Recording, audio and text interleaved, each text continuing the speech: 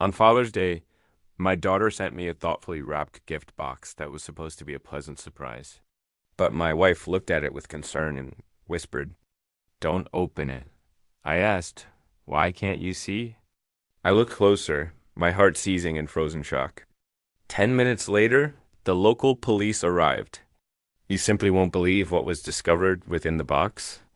Before we continue, please subscribe to this channel and let us know where you're listening from in the comments below.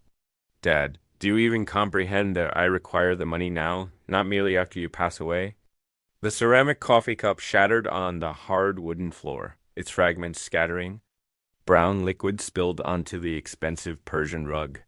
Samantha's face flushed crimson, and her manicured fingers still trembled from the force of dropping the cup. I gripped the inheritance documents tighter, the papers feeling like a shield. 30 years of careful financial planning, now reduced to weapons in my daughter's desperate hands. The crisp papers crinkled under my white knuckles.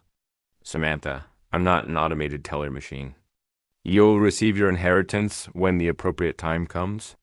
Peter lounged deeper into our plush leather sofa, his smirk widening with an unsettling arrogance. Come on, Will. She's your only flesh and blood. What's a few thousand to help us navigate this difficult period? A mere few thousand? The man clearly had no sense of shame. Last month, it was gambling debts. Before that, Samantha's extravagant shopping sprees. The incessant requests never ceased, only grew bolder and more demanding. Help you out. I stood slowly, my 66-year-old joints protesting with a familiar ache. I've been helping you out for 3 years running, consistently. My retirement fund isn't your personal piggy bank. Jessica appeared in the doorway, a dish towel twisted in her hands, her expression worried. Please, everyone, just calm down. We can discuss this reasonably, like adults. Reasonably? Samantha whirled aggressively toward her mother. He's hoarding hundreds of thousands while we're drowning in crushing debt. Debt you solely created? I said quietly, my voice firm. Debt resulting from your poor choices. The ornate family photo on the mantel faced downward. Had it fallen during Samantha's petulant tantrum, or had someone deliberately turned it? The polished silver frame reflected the overhead light like a blinding mirror, showing nothing but empty brightness. Peter shifted forward, his elbows resting on his knees. Look, old man, you're not getting any younger. Why not enjoy sharing your considerable wealth while you're still alive to witness it being appreciated? Old man, the sheer disrespect tasted bitter in my mouth. This from someone who never held a steady job, who lived off my daughter's credit cards and my occasional begrudging generosity, because I worked 43 arduous years for that hard-earned money. Each word came out harder than the last, fueled by exasperation. 43 years of 12-hour days. Countless missed dinners, canceled vacations. All so you could have a comfortable childhood, Samantha. So your mother and I could retire with dignity and peace. Dignity? Samantha laughed harshly. What's dignified about hoarding money while your own daughter suffers immensely? Suffers. I looked at her designer handbag, her fresh highlights, her expensive jewelry, and Peter's brand new sneakers. Their suffering looked remarkably comfortable and luxurious. Your suffering is entirely self-inflicted. The words escaped before I could stop them, raw and honest. Every crisis, every emergency, every desperate plea for money, you single-handedly created them all. The silence stretched tight as a piano wire, taut with tension. Jessica stepped fully into the room, her face pale with distress. William, she whispered, her voice trembling. Maybe we should... Should what? Samantha's voice cracked like breaking glass, sharp and piercing. Should continue enabling your selfishness? Should keep pretending you're a loving father instead of a greedy, heartless miser? The accusations hit like physical blows, each one a fresh wound. Greedy, selfish, unloving. 43 years of sacrifice, and this was my bitter reward.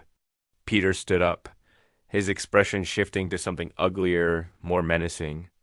You know what I truly think, Will? I think you actively enjoy watching us struggle. It makes you feel powerful, doesn't it? Get out. The words came from somewhere deep in my chest, guttural and resolute. Both of you, get out of my house immediately. Your house?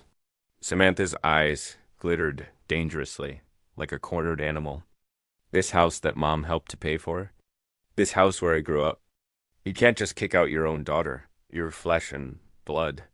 Watch me. But she wasn't moving. Neither was Peter. They stood there like predators who'd caught the scent of weakness, waiting for me to back down. Waiting for the usual apology, the usual compromise, the usual check written to buy a temporary peace. Not this time. I walked to the front door and opened it wide. Cool evening air rushed in, carrying the sweet scent of honeysuckle and the distant sound of neighbors' laughter. Normal families having normal, pleasant conversations. How long had it been since we genuinely laughed together? Samantha, I said without turning around.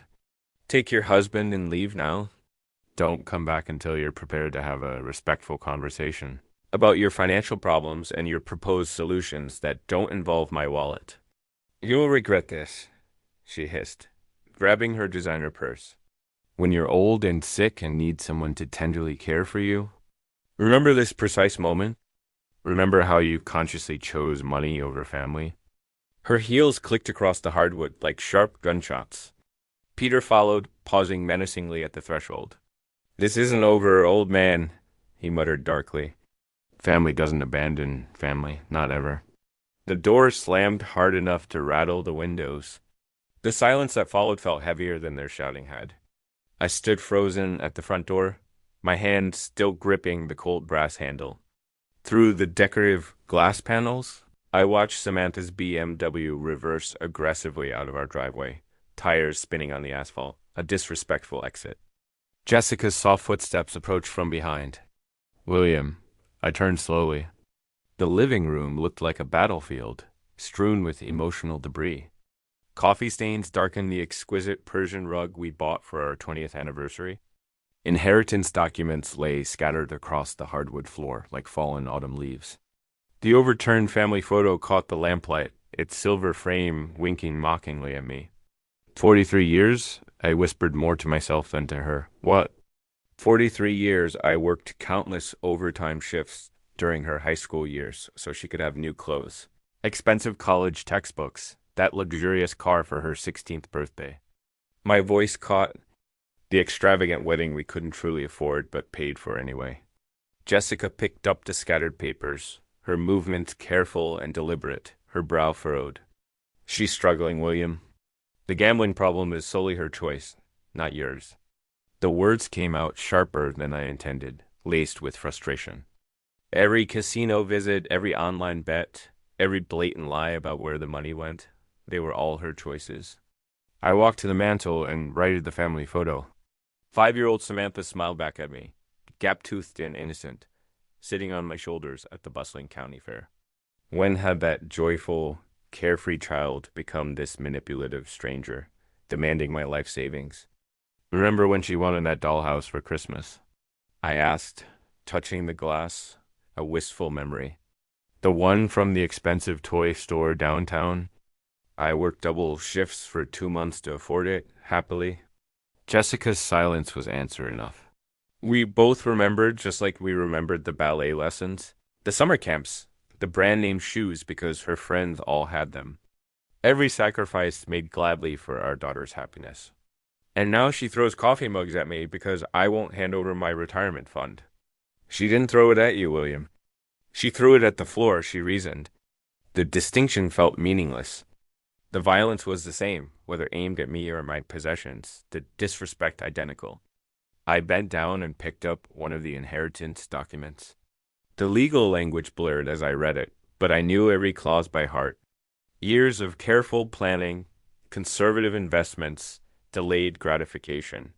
All so Samantha would be financially secure after we were gone.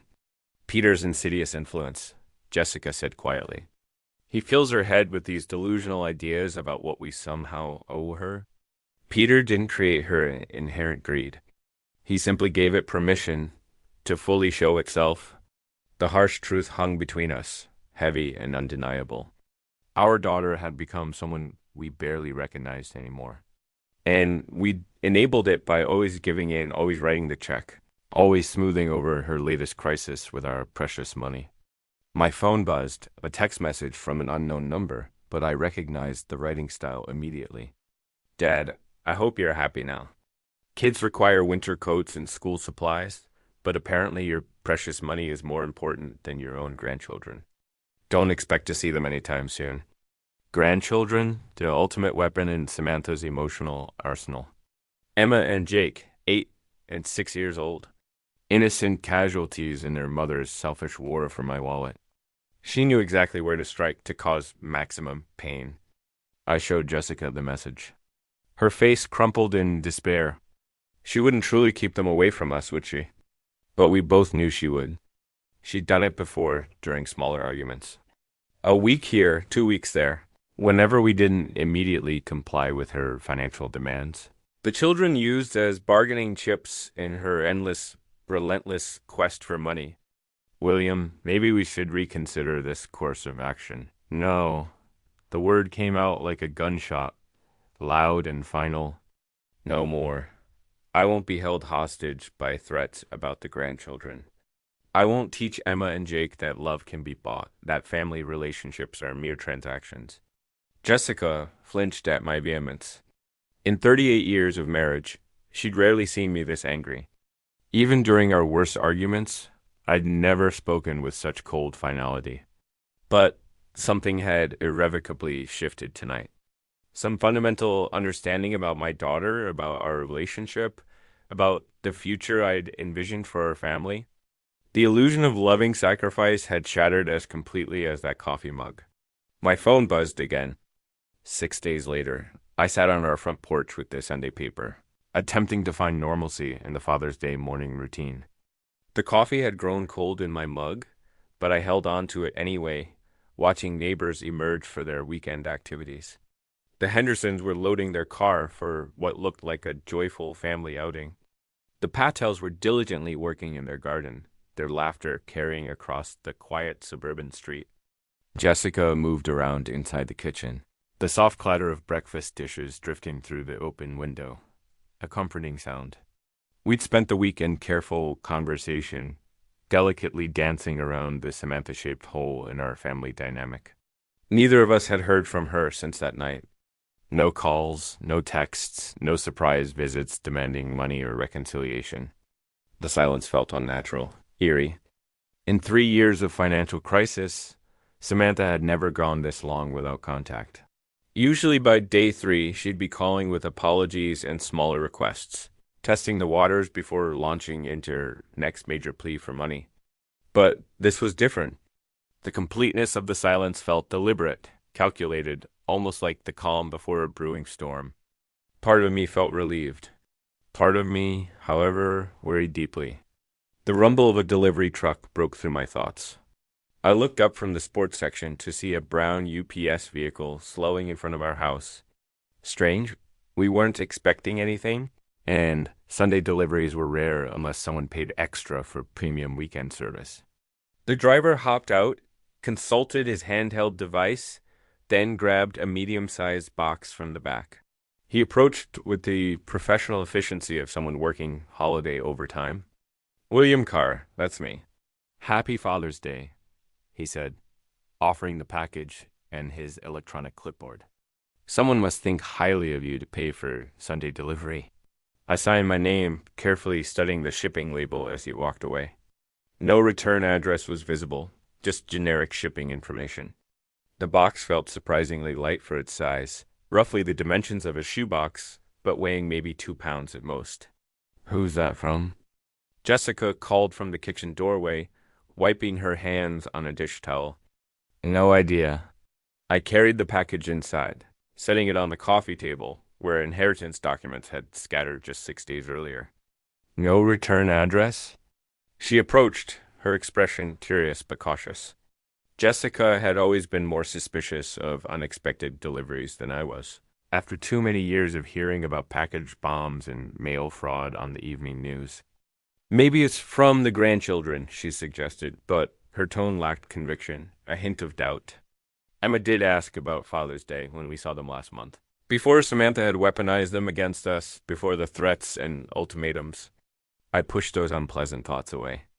Could be, I agreed, though something felt off, distinctly wrong. The timing seemed too convenient, too calculated, and Emma wouldn't have paid for special Sunday delivery. Jessica leaned closer, examining the box with the methodical attention she brought to everything from grocery shopping to intricate crossword puzzles. Her fingers traced the edges of the shipping label. "William," she said slowly. "Don't open it." "Why?" She pointed to something I'd missed entirely in my casual handling. "Can't you see the holes? They're for breathing, which means something alive is inside." My stomach dropped with a sickening lurch. Now that she'd pointed them out, I could clearly see tiny punctures in the cardboard, barely visible, unless you knew precisely where to look. Small, precise holes that someone had clearly made on purpose. "Breathing holes," I repeated, my voice flat, devoid of emotion. "Something's alive in there," Jessica confirmed, backing away from the coffee table, her eyes wide with fear. "The question is, what?" We stood there in our living room, staring at the innocent-looking package as if it might suddenly sprout legs and run away. The morning sunlight streaming through our windows seemed less warm now, the suburban quiet more ominous, more foreboding. "Who would send us something alive?" Jessica whispered, her voice a mere breath. But even as she asked the question, I felt a cold certainty settling in my chest, a chilling premonition. The timing, the anonymous sender, the Sunday delivery that ensured we'd be home and unsuspecting. This wasn't a gift. This was something else entirely. Something sinister. From inside the box came the faintest sound, a soft rustling that made us both freeze in place.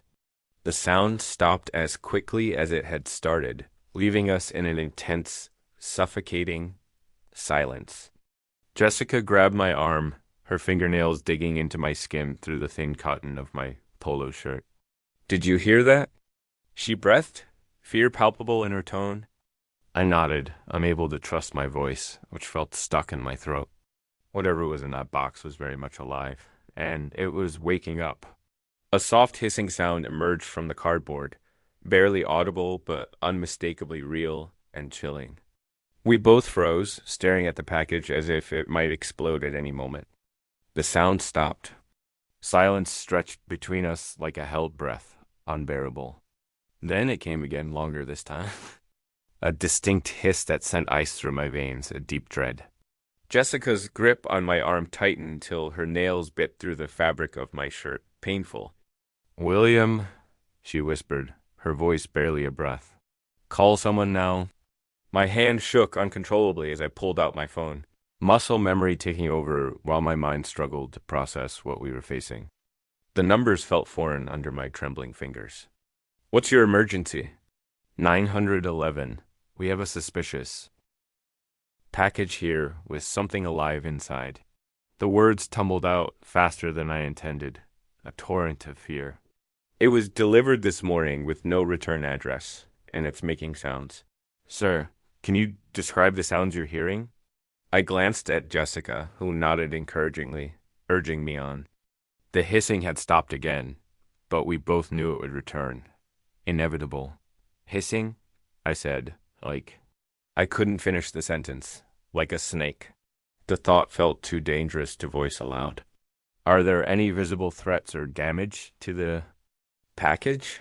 "No visible damage." Huh. "But there are small holes punched in the cardboard." "Breathing holes." My voice cracked on the last words, raw with emotion. "Sir, I am dispatching officers to your location immediately.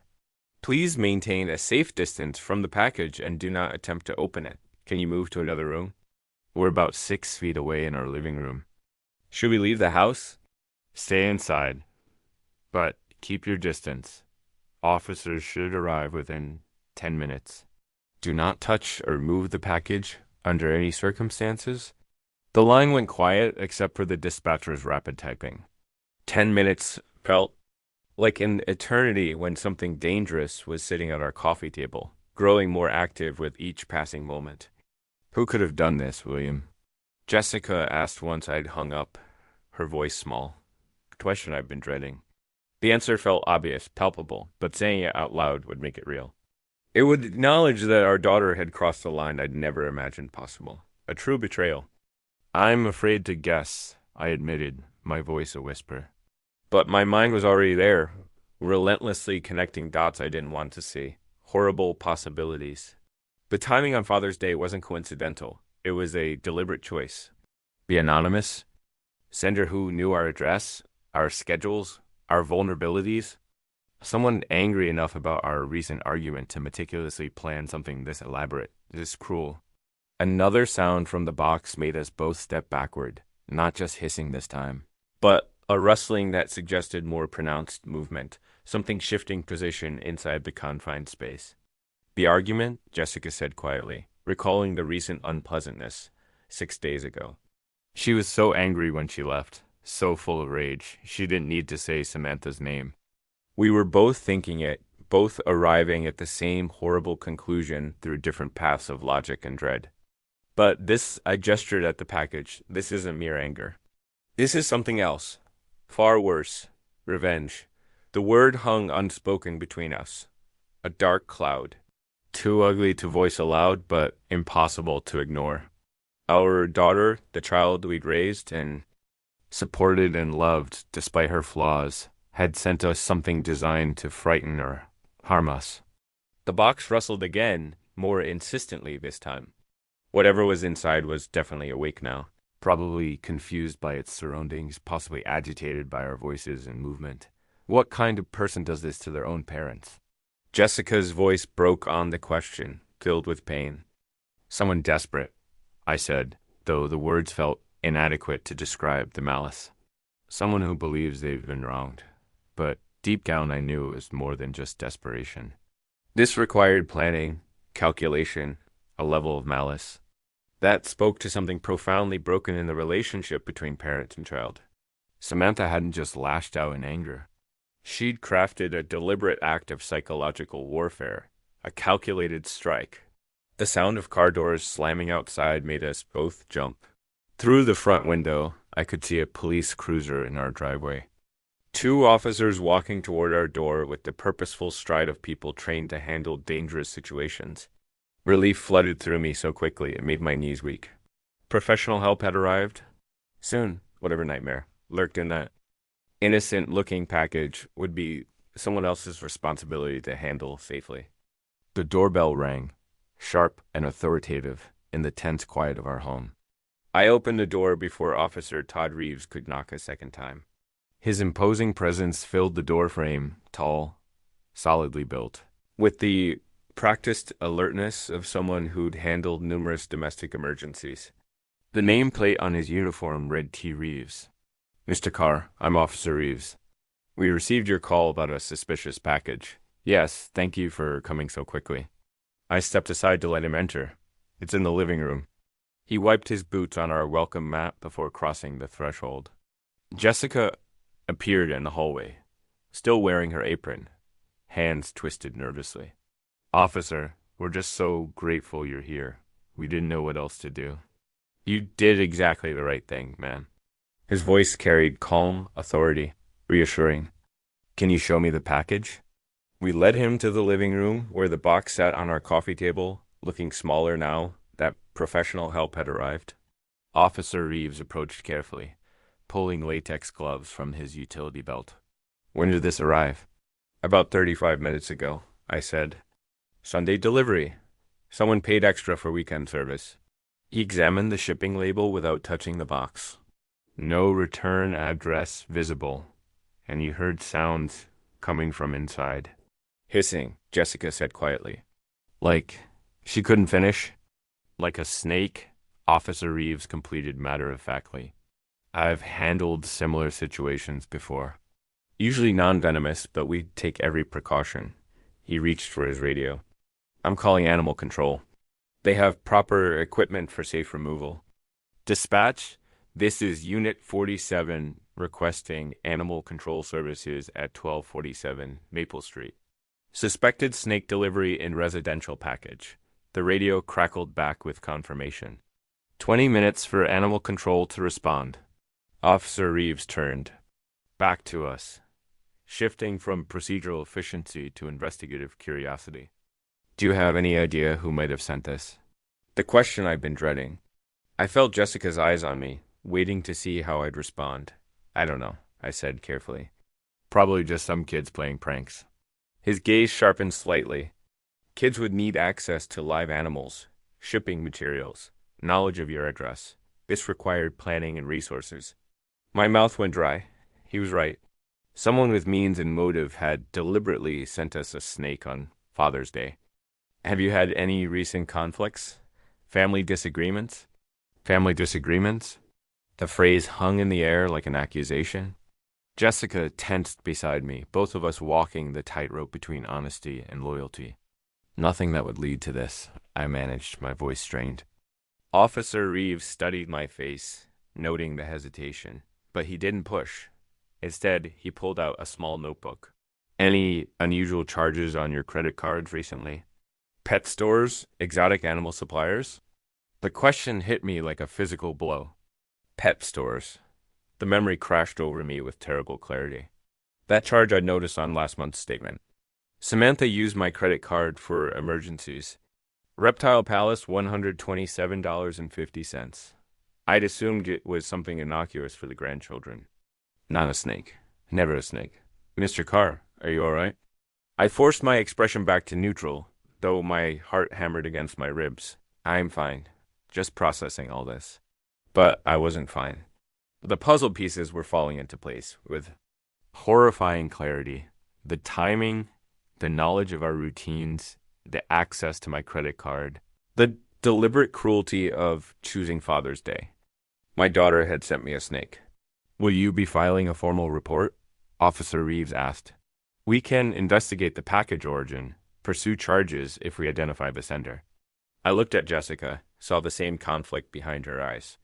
Part of me wanted justice, but the larger part, the part that had spent 34 years protecting Samantha despite her flaws, couldn't bring myself to turn her over to police. No, I said quietly. I don't want to make a mountain out of a molehill. If it's just a prank, filing charges seems excessive. Officer Reeves made a note, though his expression suggested he'd heard this response before. Family loyalty trumping. Justice, even when family members cross dangerous, unforgivable lines. Another vehicle pulled into our driveway. Through the window, I could see a white van with Animal Control Services painted on the side. That'll be Mike Johnson, Officer Reeves. Best wildlife specialist in the county. You have this resolved safely within the hour. But as I watched the animal control officer grab his equipment, I knew the real situation was just beginning, not ending. Mike Johnson from Animal Control worked with the methodical efficiency of someone who'd handled stranger situations than ours. Within 20 minutes, he'd safely extracted a 3-foot corn snake from the shipping box, confirmed it was non-venomous, and loaded it into a secure carrier for transport to a local reptile rescue. Beautiful specimen, he said, securing the carrier in his van. Someone paid good money for this one. Corn snakes make excellent pets when properly cared for. Shame someone used it for whatever this was. Officer Reeves shook hands with both of us before departing. Call if you remember anything else about possible senders. Mr. Carr, even pranks like this can escalate if left unchecked.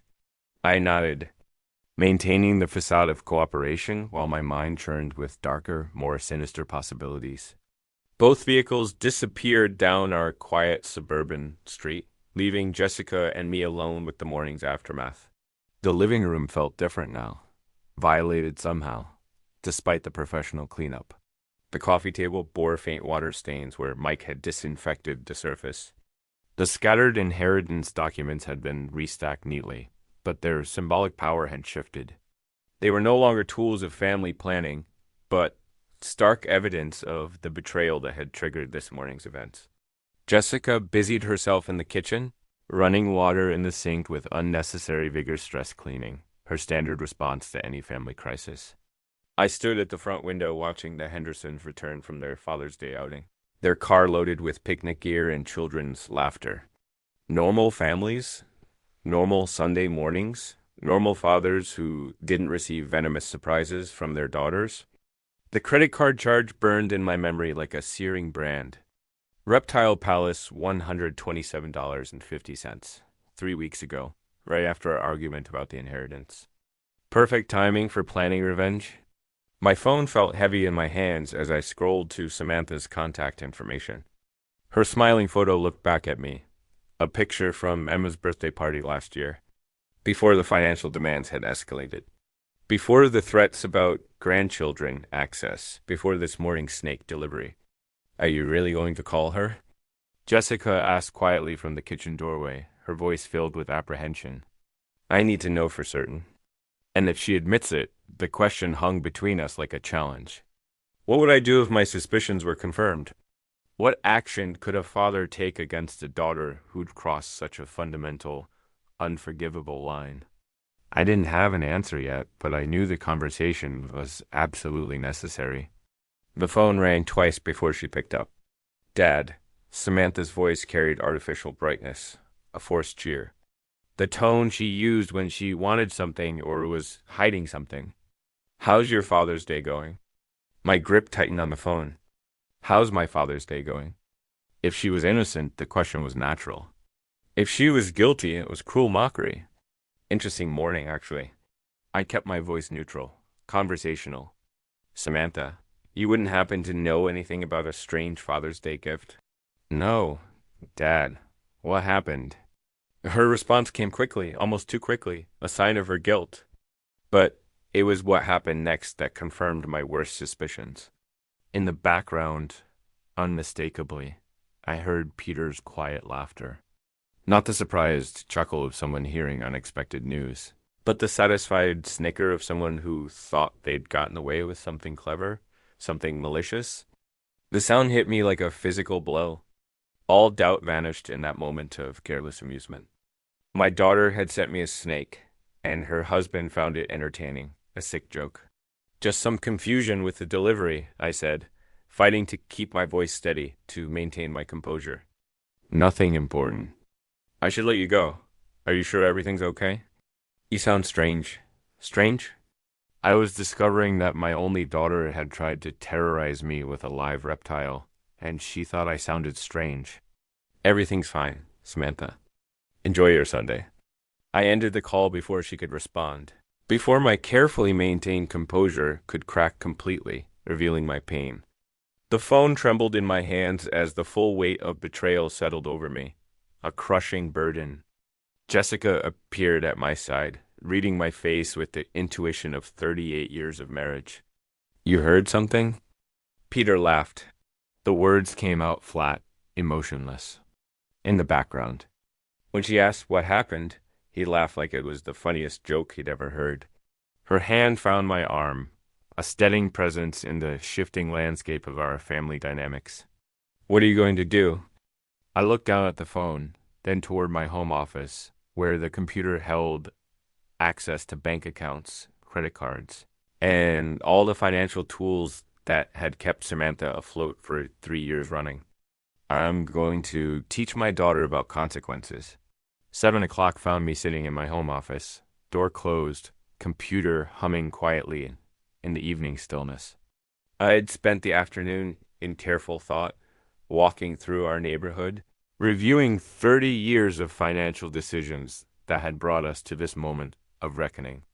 The anger had settled into something colder, more purposeful, more resolute. My desk held the accumulated evidence of Father's misplaced generosity. Bank statements showing monthly transfers to cover Samantha's rent. Credit card bills I'd paid without question. Insurance premiums, car payments, emergency loans that were never repaid, 3 decades of enabling disguised as love. A bitter truth. The leather portfolio beside my keyboard contained documents I'd reviewed dozens of times. Copies of checks written for her wedding, receipts from the car I'd sold to pay her gambling debts. Bank transfers labeled emergency assistance that had become monthly obligations. Each piece of paper told the same heartbreaking story of a daughter who had learned to see her father as an endless source of money rather than a source of guidance. The computer screen glowed as I navigated to our online banking portal. My fingers moved steadily across the keyboard. typing the familiar passwords I never shared with Samantha, though she'd managed to access plenty without them. First, the credit card account, the same one that showed the Reptile Palace charge from 3 weeks ago. Samantha appeared as an authorized user, a status I'd granted her during college for emergencies. 20-year-old emergencies that had multiplied into a permanent lifestyle. I clicked on Manage Users. The system prompted me with security questions. My mother's maiden name, the street where I grew up, simple answers that unlocked access to tools I should have used years ago. Remove authorized user. The screen asked in neutral blue text. My cursor hovered over confirm for perhaps 10 seconds, not from hesitation, but from the profound shift I felt occurring within myself. 30 years I funded your responsibility. Enough. I clicked. User access revoked. Changes will take effect within 1 business hour. Next came the PIN changes. Samantha had somehow learned the numbers, probably watching over my shoulder during one of our many financial rescue missions. I selected new digits, the year Jessica and I were married. Numbers that meant something to our relationship, but nothing to our daughter's manipulative schemes. The automated payments required more attention. Monthly transfers to her checking account. The recurring payment for her car insurance. A subscription service for her gym membership that she'd convinced me was essential for her mental health. Each cancellation required confirmation. A digital paper trail of my decision to stop being her private bank. My hands remained steady throughout the entire process. No trembling, no hesitation. This wasn't cruelty. It was overdue accountability, a necessary evil. I remembered the conversation last month when she called, sobbing about the gambling debts, how she'd promised this was the last time, the final crisis I'd need to solve. I believed her, transferred another $5,000, and told Jessica we were helping our daughter learn responsibility. Instead, I'd been teaching her that consequences were entirely optional. The final screen showed a summary of changes. Credit access removed, automatic payments canceled, PIN codes updated. The work of 30 years of enabling undone and 30 minutes of methodical clicking. Save changes. Outside my office window, the suburban evening continued its peaceful rhythm. The Hendersons were grilling dinner in their backyard. Mrs. Patterson walked her small dog past our mailbox. Normal families living normal lives? Probably not dealing with adult children who sent live snakes as Father's Day gifts. I clicked save. The confirmation appeared instantly. Account changes processed. Updated information will be available immediately. Leaning back in my leather desk chair, I felt something I hadn't experienced in years when it came to Samantha. Control. Not the desperate, reactive scrambling to fix her latest crisis, but the calm authority of a parent who'd finally. Remembered that love sometimes requires saying no firmly. Tomorrow morning, she would discover that her financial safety net had been removed. Her credit card would be declined. Her automatic payments would bounce. Her assumed access to my resources would simply end. For the first time in decades, the consequences of her choices would be entirely her own responsibility. The phone on my desk remained silent, but I knew that wouldn't last long. Not at all. Morning arrived with unusual peace. I sat at our kitchen table with coffee and a newspaper, watching sunlight filter through Jessica's meticulously maintained herb garden on the windowsill. For the first time in years, I felt no anxiety about potential financial emergencies. No dread of manipulative phone calls. Jessica moved quietly around the kitchen, refilling my coffee cup with the comfortable efficiency of 38 years of shared mornings. She'd asked no questions about my evening in the office, but her slight smile suggested she understood perfectly what I'd accomplished. The phone rang at 8:15. Samantha's name appeared on the caller ID, exactly as expected. I let it ring twice more before answering, using those extra seconds to center myself, to steel my resolve. Good morning, Samantha. Dad, what have you done? My card isn't working? Her voice hit me like a physical assault, shrill with panic and rage. I tried to buy groceries and it was declined. The automatic payment for my car insurance bounced. What is happening? I took a sip of coffee, Bo responding, Samantha, I know you sent me that Father's Day gift. The silence stretched for several heartbeats, thick with unspoken accusations. When she spoke again, her voice had shifted from panic to defensive fury. You've lost your mind. How could you set me up like this? Set her up? Not what are you talking about? Or what Father's Day gift? The woman who had sent me a snake was now accusing me of setting traps. Her reaction told me everything I needed to know, confirming my suspicions. I didn't do anything, I said calmly.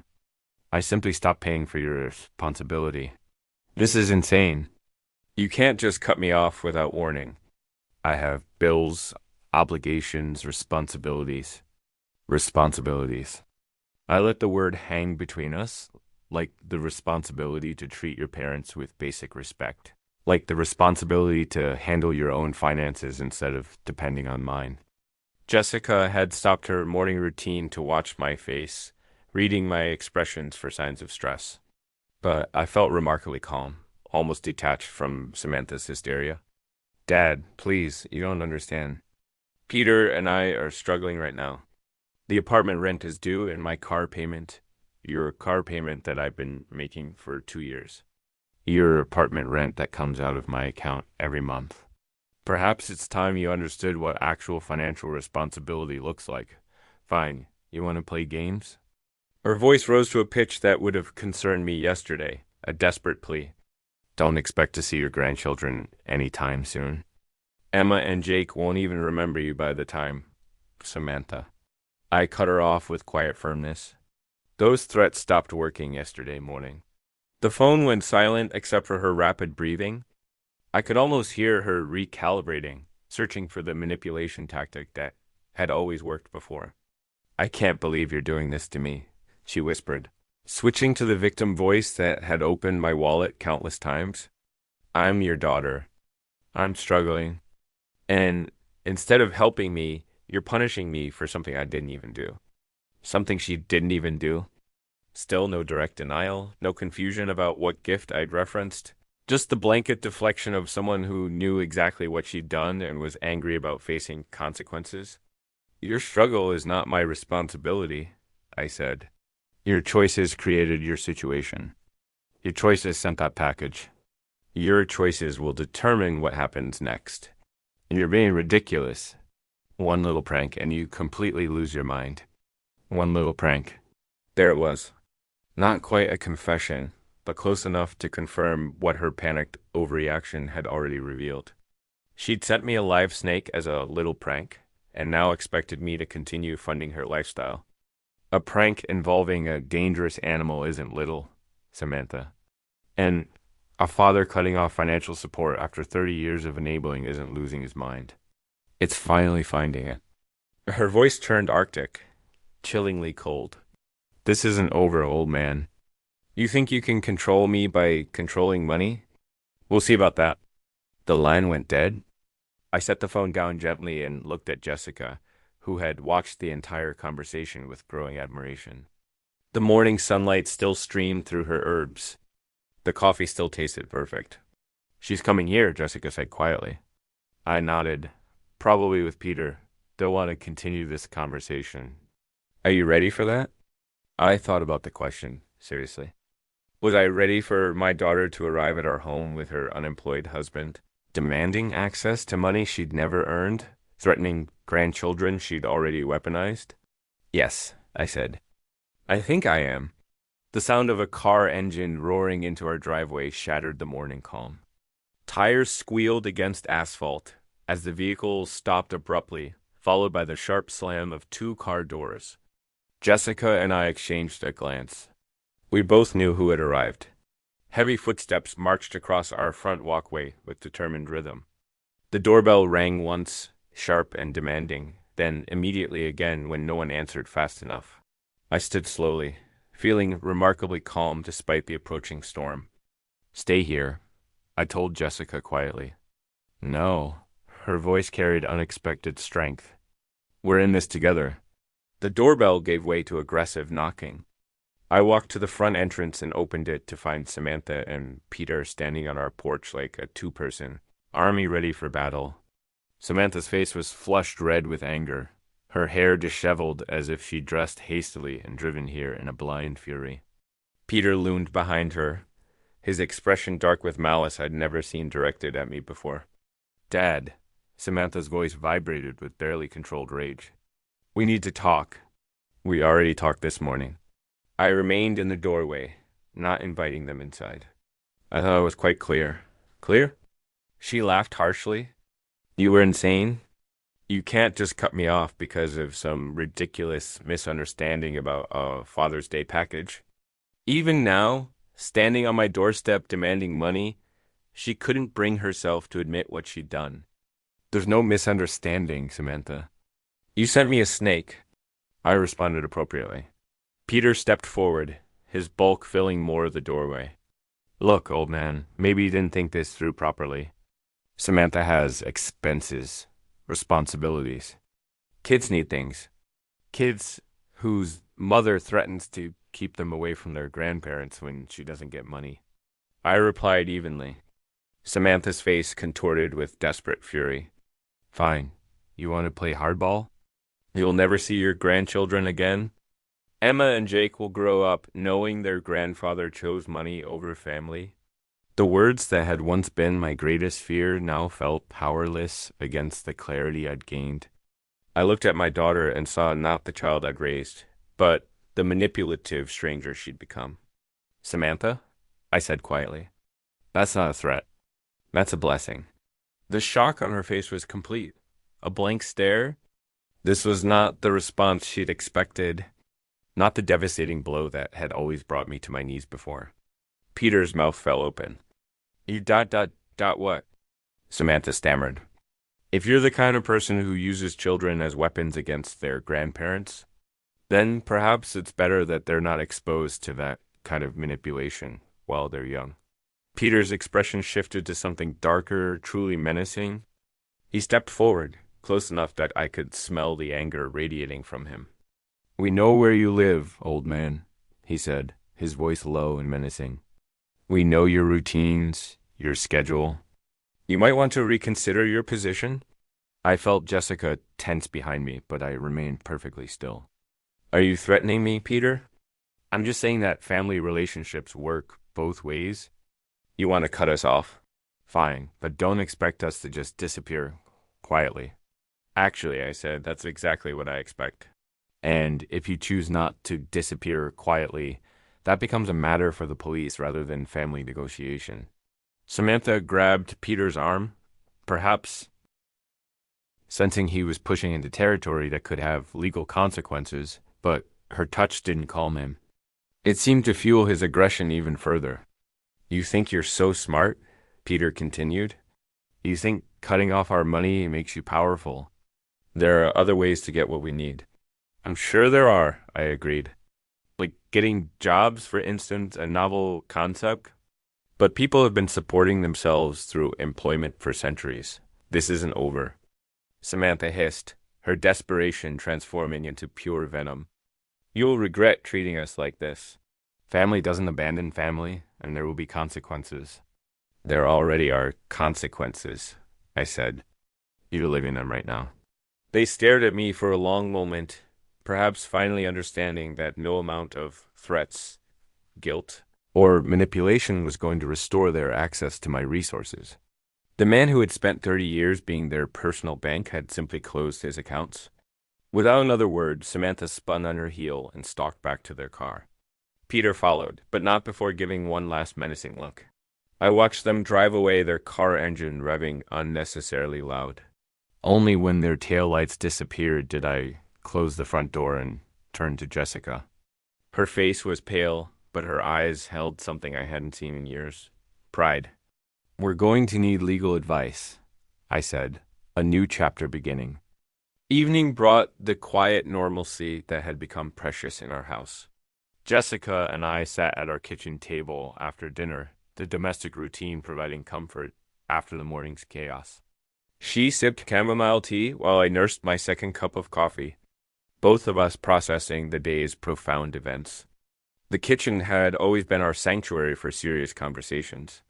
It was here we discussed buying the house, planned for retirement, talked through concerns about Samantha's early struggles with money. Now it served as the place where we contemplated the complete breakdown of our family relationship. I keep thinking about when she was 8, Jessica said quietly. Remember the Mother's Day breakfast she made? Burned toast and orange juice with too much pulp. But she was so proud. I did remember Samantha in her pink pajamas standing on a kitchen stool to reach the counter, determined to surprise us with breakfast in bed. The memory felt like it belonged to someone else's family now, a distant dream. She used to draw us pictures, I said, stick figures of our family holding hands. I kept them in my office desk drawer for years. I still have some in that memory box upstairs. Jessica's voice carried maternal grief, a deep sadness. William, she's still our daughter despite everything that's happened today. The words I'd been expecting all day. Jessica's instinct to heal, to find middle ground, to somehow restore what had been broken.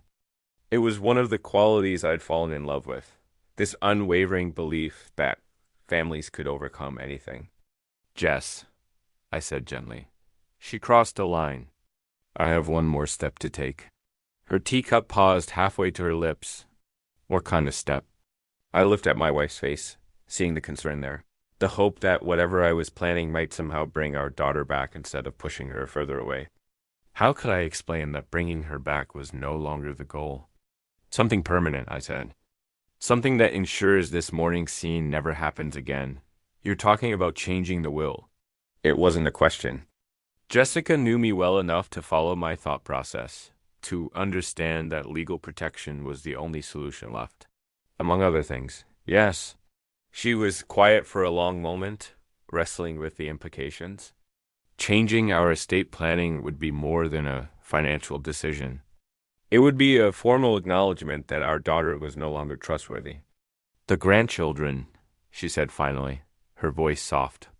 Emma and Jake will be better off not learning that love can be purchased with money.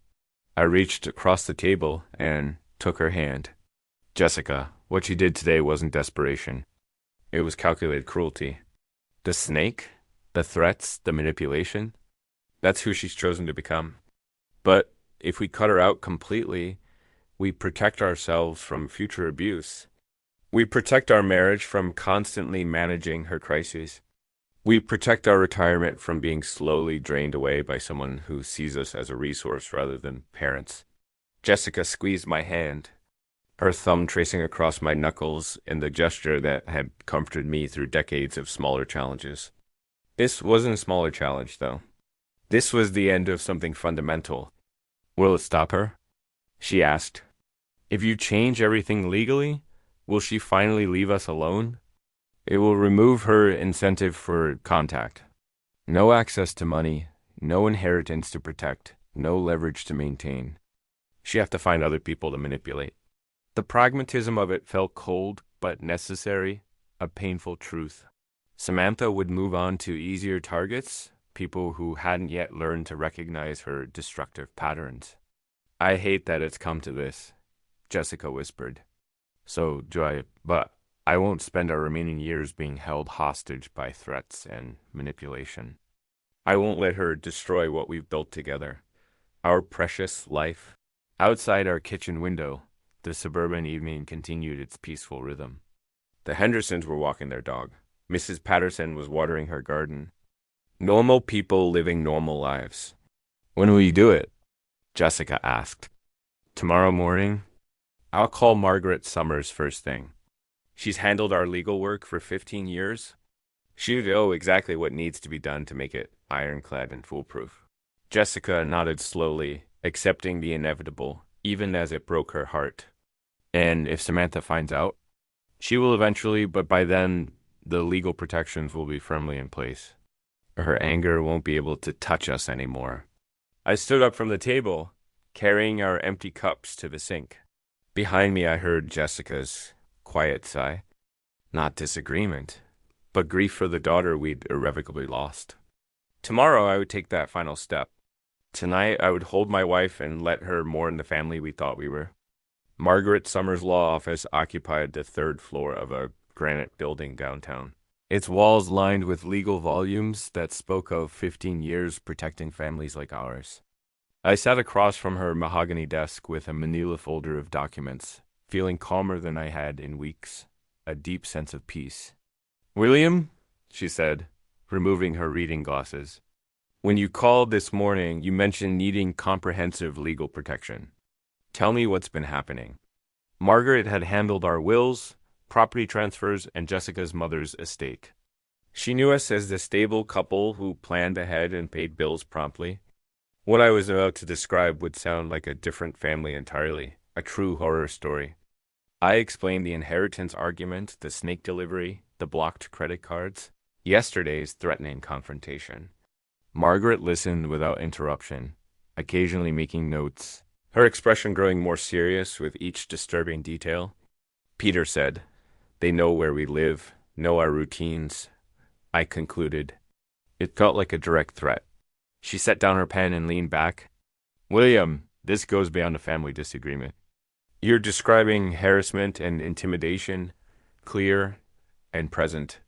We need to address this on multiple fronts, simultaneously." "That's what I was hoping you'd say." Margaret pulled out a fresh legal pad. "Let's start with your will. You mentioned wanting to restructure your inheritance. I want my money to go to my grandchildren's education, not to my daughter's casino," I said, my voice firm. "That's a wise decision, William." Her voice carried professional warmth and understanding. "We can create an educational trust fund that provides for Emma and Jake's schooling, college expenses, and legitimate educational needs while preventing any access by their parents." Completely. She outlined the framework. An independent trustee would manage the funds, releasing money only for documented educational expenses. Samantha and Peter would have no access, no control, no ability to manipulate the children's inheritance. "What about Jessica?" I asked. "Fully protected, of course. The house, your retirement accounts, her security. Nothing changes there. This only affects what would have gone to Samantha." Next came the restraining order documentation. Margaret opened a new file and began systematically recording yesterday's confrontation. The threatening language, the escalating pattern that had culminated in actual intimidation. "The snake incident is particularly concerning," she said, writing quickly. "Using live animals to frighten elderly. Parent shows planning and malice that courts take seriously. Very seriously. How long does this process take? The will modifications can be finalized within the week. The restraining order can be filed today. Once it's granted, any contact from Samantha or Peter becomes a legal matter rather than a family dispute." I felt something release in my chest, a tension I'd been carrying for months, a heavy burden. The weight of being perpetually available for Samantha's crises, of walking on eggshells to avoid triggering her threats, of enabling destructive behavior, all of it was finally ending. "There's one more thing," Margaret said. "Based on what you've described, I recommend documenting everything for potential future legal action. Keep records of any attempts to contact you, any violations, any attempts to involve the grandchildren. Do you think it will get worse before it gets better? People who use manipulation and threats don't usually accept boundaries gracefully, or at all. When Samantha discovers she's been cut out of your will and served with a restraining order, her reaction may be significant, very volatile. But that no longer frightened me. With legal protections in place, her anger would be directed at a system designed to handle such behavior, not at two elderly parents trying to enjoy their retirement in peace. Margaret's assistant brought in the prepared documents. As I signed my name to each page, I felt the satisfying finality of decisions made and implemented, a true sense of closure. 30 years of financial aid was officially ending. Our home would be legally protected from harassment. The restraining order should be approved by end of business today. Margaret said court officers will serve both Samantha and Peter by tomorrow morning. After that, any contact with you or Jessica becomes a criminal matter, a police issue. I stood to leave, shaking hands with the woman who had just helped me reclaim control of my own life, my peace of mind. Outside her office windows, the city continued its normal rhythm. William, Margaret called as I reached her door. You've made the right choices. Your family's safety and security come first, always. I nodded, tucking the folder under my arm. Tomorrow morning, Samantha would discover that manipulation was no longer an option for her. Tonight, Jessica and I would sleep peacefully, knowing the law was finally on our side, protecting us. 2 days passed in the most peaceful quiet I'd experienced in years. Jessica and I fell back into the comfortable routines that had been constantly interrupted by Samantha's crises. Morning coffee without dreading phone calls, afternoon walks without checking for missed messages, evening dinners without discussing the latest financial emergency. On Thursday afternoon, Margaret called to confirm what I'd been anticipating. William, the documents were delivered at 2:15 today. Both Samantha and Peter have been served with the restraining order, and they've received copies of the will modifications. It's done, completely. I thanked her and hung up, then sat quietly in my chair for several minutes, absorbing the finality. Outside our window, Mrs. Patterson was planting spring flowers in her garden. The Hendersons' children were riding bicycles on the sidewalk. Normal suburban life, continuing its peaceful rhythm. The papers were delivered. Jessica asked from the kitchen doorway. This afternoon, I confirmed. It's finished. She came and sat beside me, taking my hand in hers. We didn't need to discuss what Samantha's reaction might be, or whether she would try to find ways around the legal barriers Margaret had erected. The law was clear, the protections were comprehensive, and for the first time in 30 years, we were truly free from her manipulation, completely unshackled. I thought about the daughter I'd raised, the little girl who'd drawn stick figure families and made breakfast in bed on special occasions. That child had grown into someone who sent live snakes to her father, then threatened to weaponize his grandchildren against him. The transformation had been gradual enough that I'd spent decades making excuses for increasingly unacceptable behavior. But the woman who'd stood on my doorstep demanding money and making threats wasn't someone I needed to enable any longer. The legal documents had created the boundaries that love alone could never establish. They got what they wanted. I'm no longer in their lives. The irony wasn't lost on me. Samantha had spent years threatening to cut off my access to Emma and Jake whenever I didn't comply with her financial demands. Now, through her own escalating behavior, she'd ensured that separation permanently, while simultaneously losing any claim to the inheritance she'd been so desperate to control.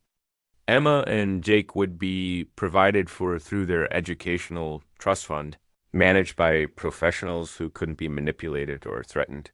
Their college expenses, tutoring, books, legitimate educational needs, all secured without giving there. Parents' access to resources they'd proven incapable of managing responsibly. Jessica squeezed my hand. Do you think she understands what she's lost? She will, I said. The restraining order means any attempt to contact us becomes a criminal matter. The will changes mean there's no inheritance to fight for, no financial incentive to maintain even hostile contact.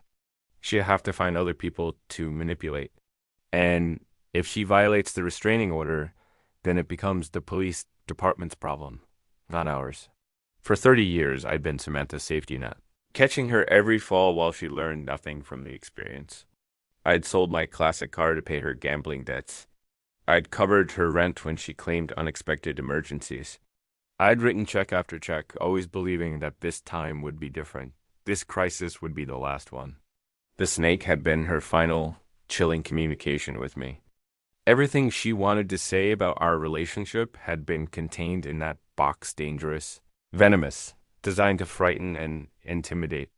But instead of driving me back into compliance, it had driven me to Margaret's office and the legal protections I should have sought years earlier. As the sun set through our kitchen window, Jessica and I prepared dinner together with the easy cooperation of a couple who no longer carried the weight of constant family drama. No phone calls interrupted our conversation. No emergency text demanded immediate financial rescue. No threats hung over our heads about access to grandchildren. The quiet felt Profound, like the silence after a long, exhausting storm has finally passed, leaving serenity.